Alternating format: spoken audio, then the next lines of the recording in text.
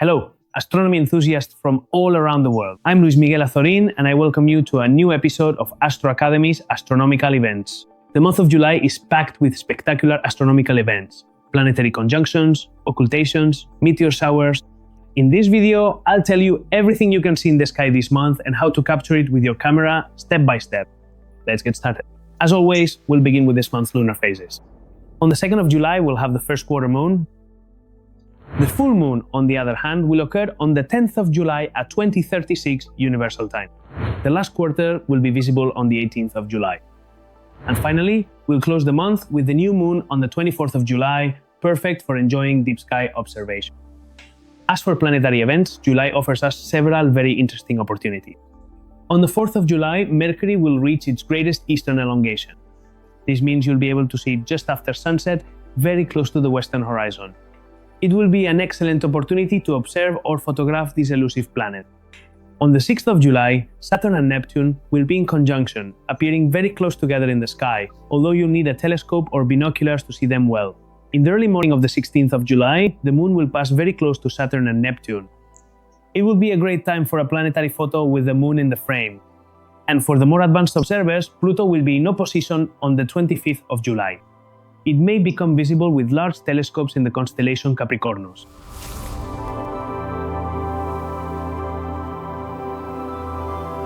But for those who don't have such large equipment, it will also be an excellent opportunity to capture it in a photograph. Now let's move on to the most notable astronomical events of the month. On the 3rd of July, the moon will call the star Spica, the brightest star in the constellation Virgo. Although this event will only be accessible to inhabitants of certain areas in South America. On the 20th of July, there will be an occultation of the Pleiades by the moon. It will be visible from parts of North America with the moon in a waning phase at 24%.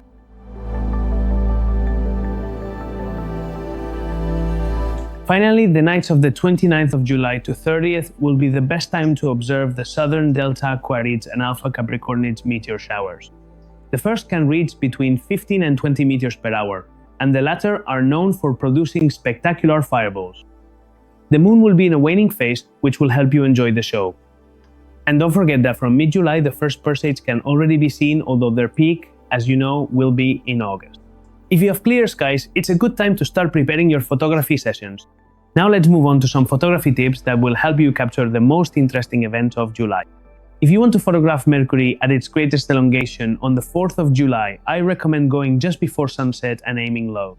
In these cases, a wide-angle focal length can be perfect for including Mercury within a landscape. In this case, a moderately closed aperture between f3.5 and f5.6 can work perfectly for you.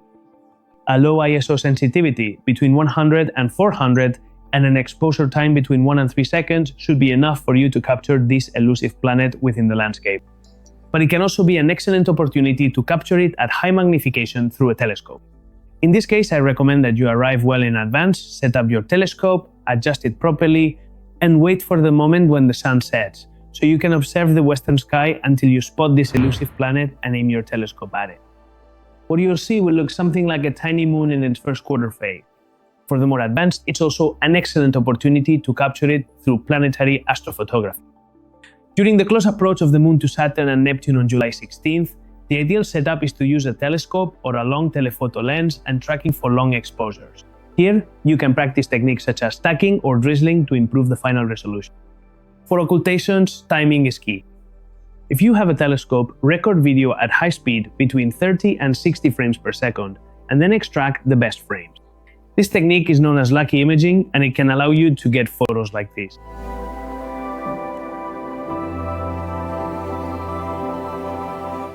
Another very interesting thing you can do during these types of events is create time lapses.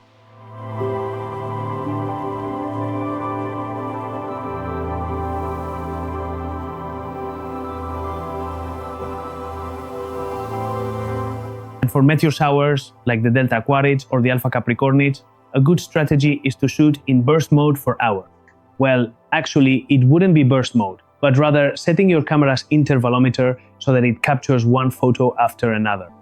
In these cases, it's best to use a wide-angle lens, a high ISO sensitivity between ISO 1600 and ISO 3200, and exposures of about 20 or 30 seconds.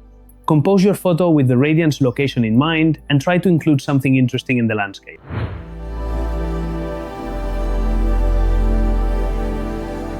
If you want to dive deeper into all these techniques, from camera handling to final processing, I recommend checking out the courses from Astro Academy and Academia Natural Portrait. You'll find comprehensive training for astrophotography with DSLR cameras, with telescopes, advanced deep sky astrophotography, night landscapes, and astrophotography processing using the most advanced software on the market. And you'll have direct support from me to answer your questions. I've left the links in the description of this video in case you want to take your astrophotography to the next level. As you can see, July brings plenty of opportunities to look up at the sky and to photograph it. Let me know in the comments which events you're most looking forward to, and if you have any technical questions, I'll be happy to help you. Don't forget to subscribe if you haven't already, and turn on the notification bell so you don't miss any of the videos we publish at Astro Academy. And if you take any photos of these events, tag me on Instagram. I love to share them.